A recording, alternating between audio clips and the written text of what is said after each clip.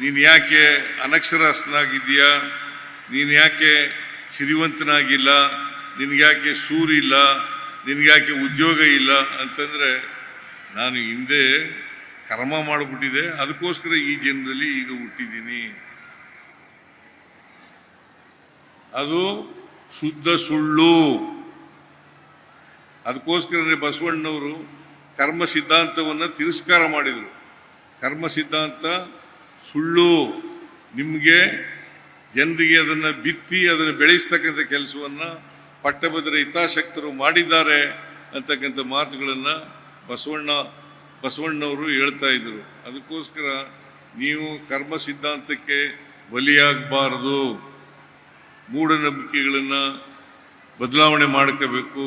ಅದಕ್ಕೋಸ್ಕರನೇ ಎಲ್ಲ ವಿಚಾರಗಳಲ್ಲಿಯೂ ಕೂಡ ವೈಜ್ಞಾನಿಕತೆ ಮತ್ತು ವೈಚಾರಿಕತೆಯನ್ನು ಬೆಳೆಸ್ಕೊಂಡಾಗ ಮಾತ್ರ ಸಾರ್ಥಕ ಆಗ್ತದೆ. ಮತ್ತು ಭೋಜಲಿಂಗೇಶ್ವರರಿಗೆ ಅವ್ರಿಗೆ ಆತ್ಮಶಾಂತಿ ಆಗಬೇಕಾದ್ರೆ ನಾವೇನು ಮಾಡಬೇಕು ಅಂತಂದರೆ, ನಾವು ವೈಚಾರಿಕತೆಯನ್ನು ವೈಜ್ಞಾನಿಕತೆಯನ್ನು ಬೆಳೆಸ್ಕೊಳ್ತಕ್ಕಂಥ ಕೆಲಸವನ್ನು ಮಾಡಬೇಕು ಅಂತಕ್ಕಂಥ ಮಾತುಗಳನ್ನು ಈ ಸಂದರ್ಭದಲ್ಲಿ ಹೇಳಲಿಕ್ಕೆ ಬಯಸ್ತಾ ಇದ್ದೇನೆ. ಈಗಾಗಲೇ ನಮ್ಮ ಶಾಸಕರು ಪ್ರಿಯಾಂಕ ಅವರು 1 ಕೋಟಿ ರೂಪಾಯಿಗಳನ್ನು ಈ ಮಠಕ್ಕೆ ಕೊಟ್ಟಿದ್ದೀವಿ ಅಂತ ಹೇಳಿದ್ದಾರೆ.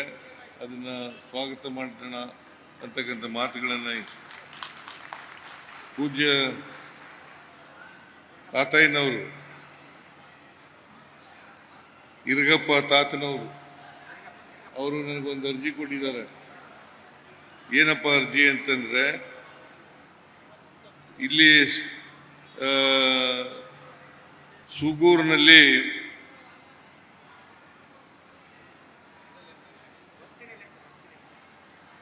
ಒಂದು ವಸತಿ ನಿಲಯ ಪ್ರಾರಂಭ ಮಾಡ್ತೇವೆ, ಅದಕ್ಕೆ ಹಣ ಕೊಡಿ ಅಂತ ಹೇಳಿದ್ದಾರೆ. ನಾನು ಇದಕ್ಕೆ ಹಣ ಕೊಡಲಿಕ್ಕೆ ಸರ್ಕಾರ ಪ್ರಯತ್ನ ಮಾಡ್ತದೆ ಅಂತಕ್ಕಂಥ ಮಾತುಗಳನ್ನು ಆಮೇಲೆ ಇಲ್ಲೊಂದು ಯಾತ್ರಿ ನಿವಾಸ ಮಾಡಬೇಕು ಅಂತ ಹೇಳಿದ್ದಾರೆ, ಅದಕ್ಕೂ ದುಡ್ಡು ಕೇಳಿದ್ದಾರೆ.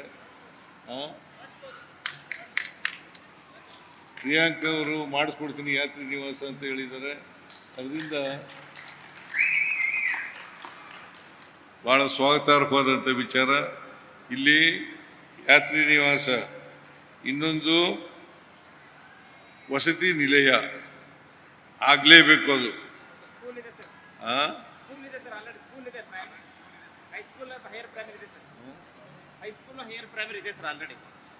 ಹೈಸ್ಕೂಲ್ ಇದೆ, ಹೈಯರ್ ಪ್ರೈಮರಿ ಇದೆ. ಊಟ ಪ್ರಸಾದ ಕೊಡ್ತಾರೆ, ವಸತಿ ನಿಲಯ ಇಲ್ಲ. ವಸತಿ ನಿಲಯ ಮಾಡಲಿಕ್ಕೆ ಪ್ರಾರಂಭ ಮಾಡಲಿಕ್ಕೆ ಅದನ್ನು ಕಟ್ಟಲಿಕ್ಕೆ ನಾನು ಸರ್ಕಾರ ಸಹಾಯ ಮಾಡ್ತದೆ ಅಂತಕ್ಕಂಥ ಮಾತುಗಳನ್ನು ಮತ್ತು ಯಾತ್ರಿ ನಿವಾಸಕ್ಕೆ ಈಗಾಗಲೇ ಪ್ರಿಯಾಂಕ್ ಖರ್ಗೆ ಅವರು ಅದಕ್ಕೆ ಹಣ ಕೊಡ್ತೀನಿ ಅಂತ ಹೇಳಿದ್ದಾರೆ.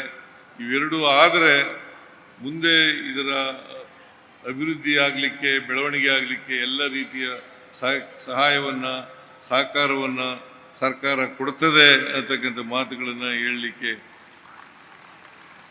ಬಯಸ್ತೇನೆ.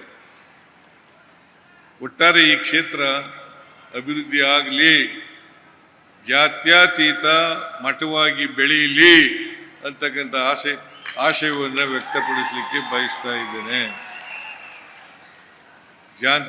ಜಾತಿ ಸೋಂಕಿಲ್ದೇನೆ ಜಾತ್ಯತೀತವಾಗಿ ಈ ಮಠ ಬೆಳೀಲಿ. ಯಾಕೆಂತಂದರೆ ಎಲ್ಲ ಜನರು ಕೂಡ ಇದಕ್ಕೆ ಭಕ್ತರಾಗಬೇಕು.